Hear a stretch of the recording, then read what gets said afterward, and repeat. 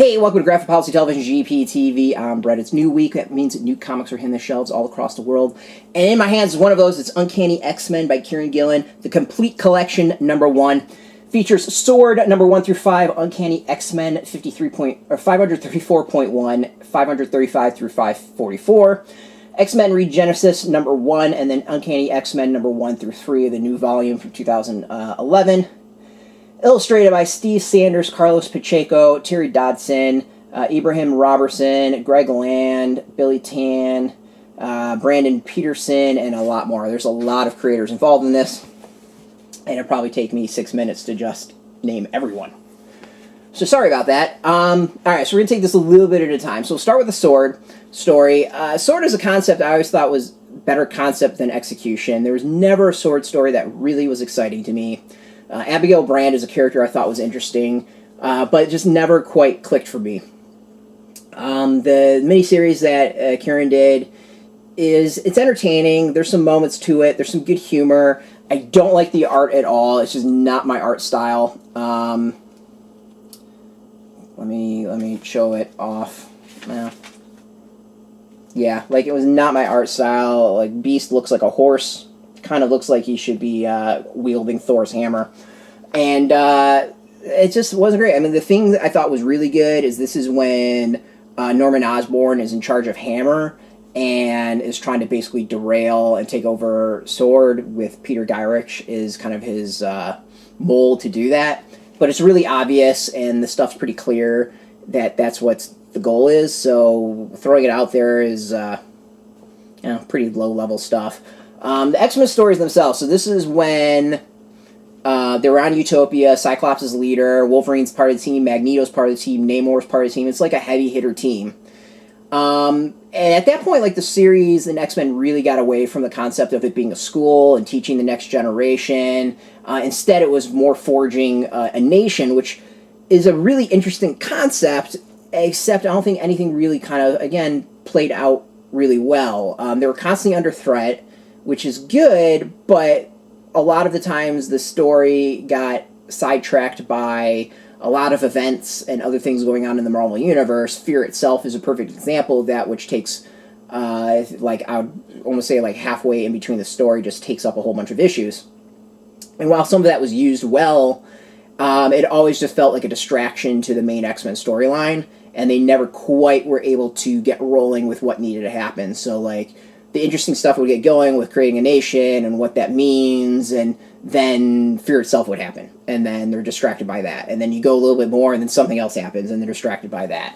And then you have this new volume of X-Men that Mr. Sinister is the villain, except it just didn't feel very threatening at all. I mean, Mr. Sinister does, I think, really interesting stuff, kind of in the background, manipulating people, and plays better, I think, as a threat of a character than actually, like, in your face. So he always felt good as the boogeyman, but when you kind of actually confronted him, it wasn't that interesting. And that's kind of what happens here. There's also stuff with Celestials, and this was the West Coast Uncanny X-Men, and I just don't think it ever quite clicked.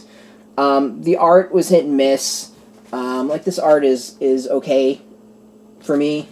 There was some cool stuff. Like there were cool concepts. I mean, the great stuff with Colossus, I think, becoming Juggernaut was actually really neat. There were some kind of badass moments like that. Like that's a really cool art and a badass moment. But that stuff just didn't quite click all the time. It felt here and there and not quite. The momentum never would happen. This would be like a roller coaster where you'd go up a hill and then you'd wind up stopping for 5 minutes until you got to the next hill. It just never quite kept it going as far as excitement and interest. So if you're a diehard X-Men fan, go for it. But this isn't like a really great run. And it feels bad because Kieron Gillen is an amazing writer. It's just, this was not one that appealed to me. As far as extras, we got a bunch of variants and covers in the back. And there's some process stuff, which I think is kind of cool. Like, I like process in the back as far as extras, and it does have a decent amount of that. And this is $39.99. If you've never read this run and you're really into X-Men, This is a great way to get it. But I just think there's better runs of X-Men to read. There's not much that's memorable out of this. I don't think there's much that's like really impacts today. A lot of the stuff that was done in here feels like it's been undone or just forgotten, and yeah, it's just, yeah. Feel bad too, because Kieron Gillen is a hell of a writer. I think he's done better, and this didn't work. And I think partially it's just because there was a lot of things that had to be done as opposed to wanting to be done. So you can go get this. This is out in comic shops now. It'll be out in bookstores in 2 weeks. But go support your comic shop. You can do that. There's a link beneath this video. Put in your zip code to tell if your shop's near you. No shop, no problem. There are affiliate links. They are affiliate links, so we do get a small percentage, but go support your comic shop. And speaking of support, I want to thank Marvel for hooking us up with this review copy. We always appreciate it.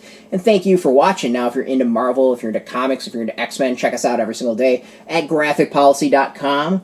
And we're on YouTube, Facebook, Tumblr, Twitter, all at Graphic Policy, keeping it nice and consistent. So until next time, keep reading those comics, and keep it geeky.